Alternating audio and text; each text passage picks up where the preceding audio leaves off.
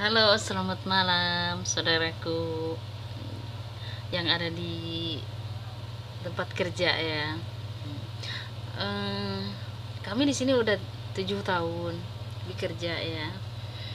Kami di sini perasaan kami juga ya sama dengan orang lain, punya masalah dengan majikan. Karena majikan kita tuh tidak mengerti bahwa kita ini dari bidang pekerjaan, daripada bidang hati kita, dia apa namanya, jadi dia itu merancangkan di dalam hati seperti pembantu orang lain yang ada di video, yang mesum gitu, yang seksi-seksi, yang pacaran-pacaran kayak gitu. Jadi dia membayangkan kami juga seperti itu, mungkin dengan suaminya. Padahal kami tuh nggak pernah, suaminya juga nggak pernah nanya. Cuman ke saya kalau nggak ada barang-barang di dapur, ngomong sama pemajikan, majikan perempuan, sudah 3 hari nggak disampaikan sama majikan laki-laki, ya kami terpaksa bilang sama dia gitu, sama majikan laki-laki. Ternyata dia itu hatinya cemburu gitu ya, orang sini lah gitu lah.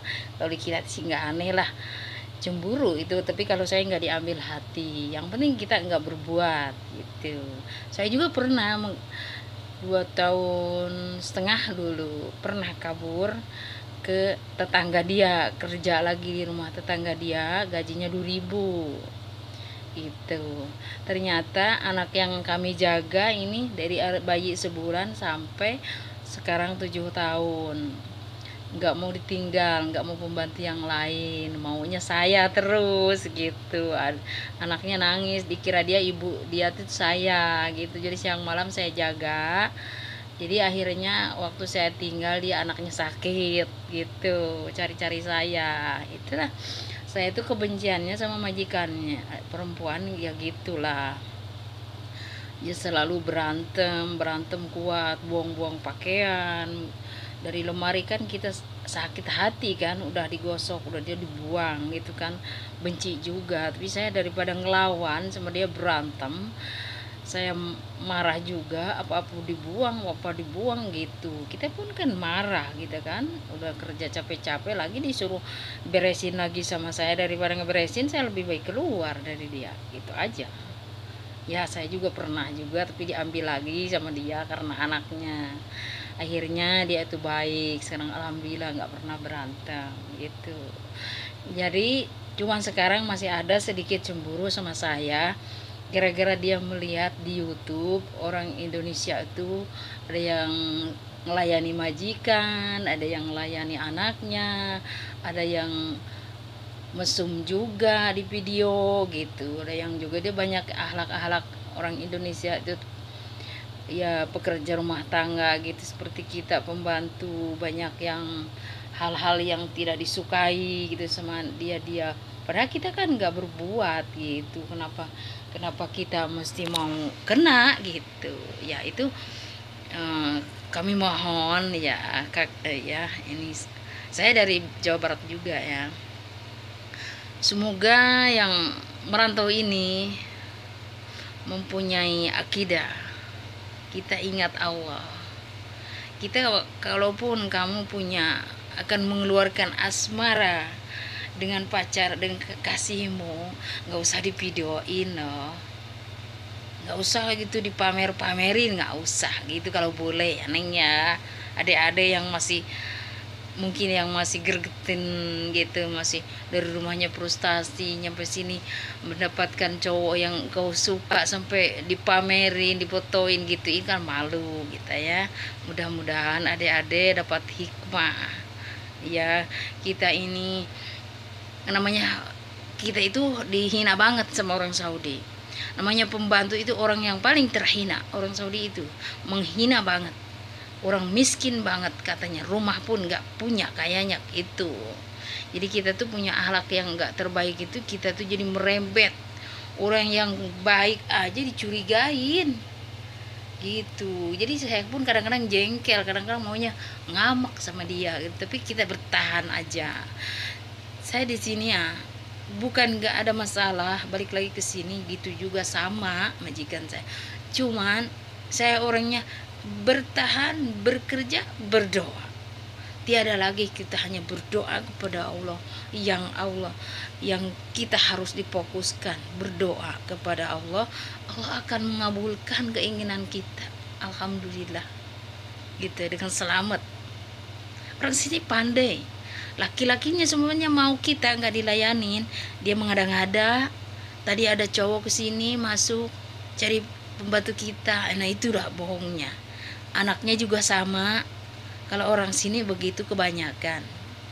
Tapi mudah-mudahan ya semua kita selamat ya. Walaupun kabur, kita cari uang lagi. Kita kan di Indonesia, kita keadaan di Indonesia, kita nggak bisa bekerja mencari duit seperti di sini ya. Beberapa lipat gaji di Indonesia. Mudah-mudahan kita selamat dengan hasil rezeki yang kita dimiliki, dengan bisa kita membina keluarga, oke?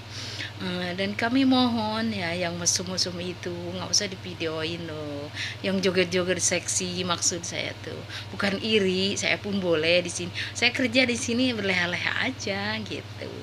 Yang penting kita ngomong baik-baik dengan majikan gitu loh, akhlak kita baik, alhamdulillah dilindungi Allah.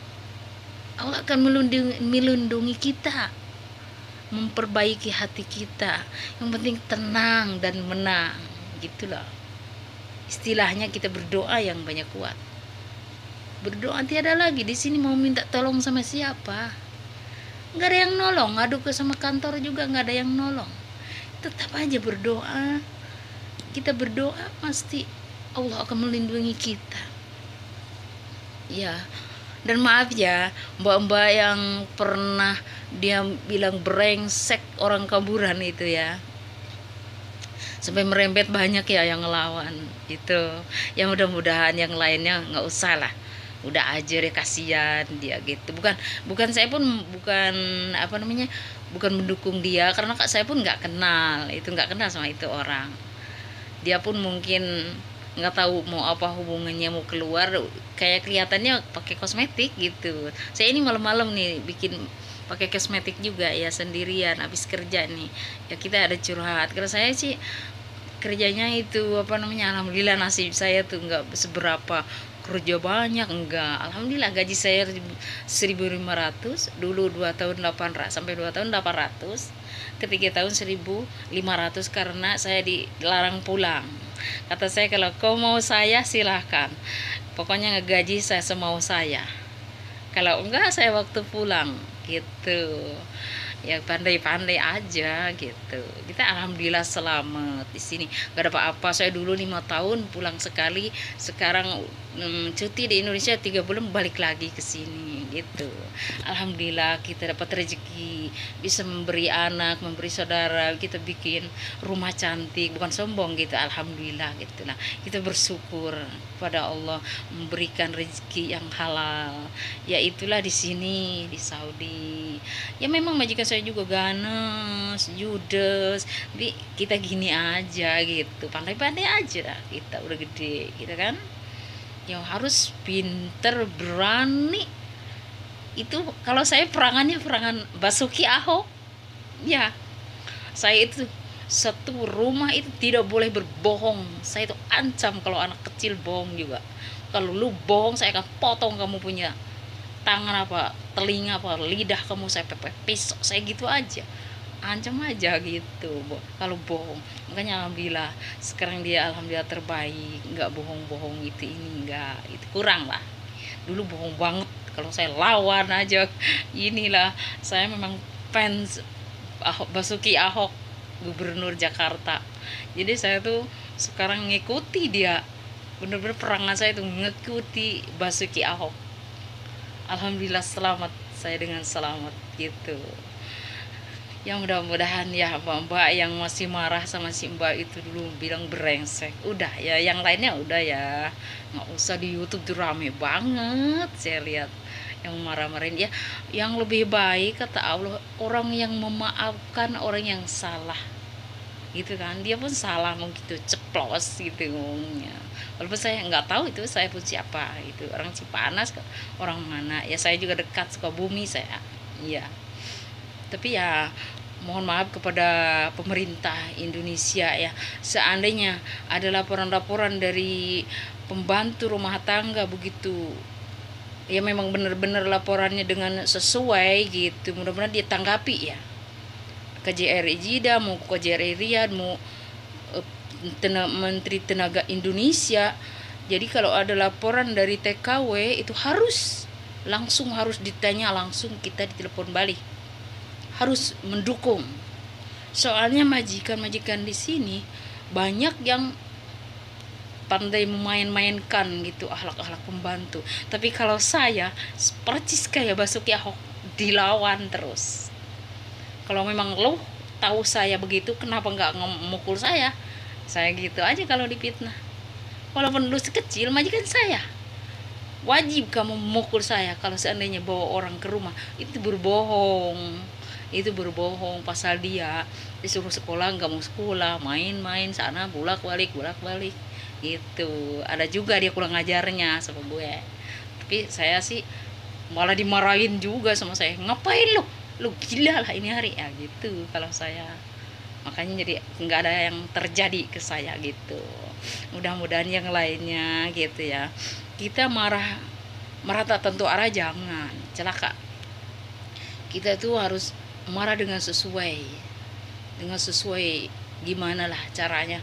Kita dari VT dulu diajarin, kita harus diikutin. Makanya harus tahu nomor telepon KJRI, harus tahu PT-PT kita, harus tahu semua. Jangan sampai teman saya di sini kalau nggak ada saya parah nih, orang diperbudak 3 tahun gaji mesti 800. Kata saya tuh, lu tuh nggak punya otak gitu aja saya.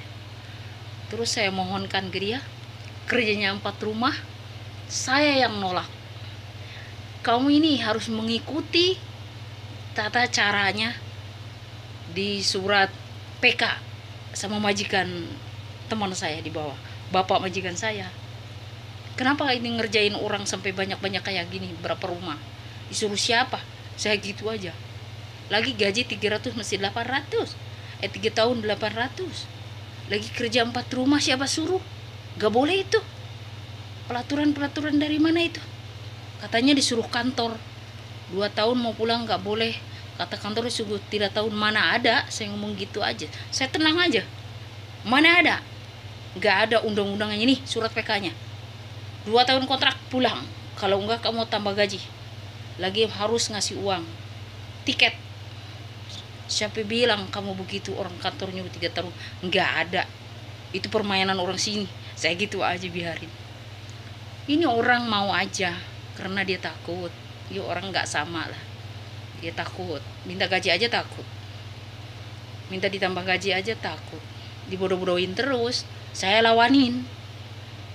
Sekarang alhamdulillah di kerjanya dipecat, diundur 2 rumah. 4 rumah disuruh kerja 4 rumah. Dari sini jam 10 habis kerja, penat dari pagi sampai jam 10 malam. Lagi jam 10 malam masih dipanggil ke rumah anaknya. Saya marah, bener-bener marah. Gak boleh kayak gitu. Nih surat PK, lihat apa ini. Saya gituin aja, gak takut saya. Soalnya ini saya berani benar. Oke, Neni Haryani Sukabumi. Oke, di Pet Basuki Ahok Cahayapurnama.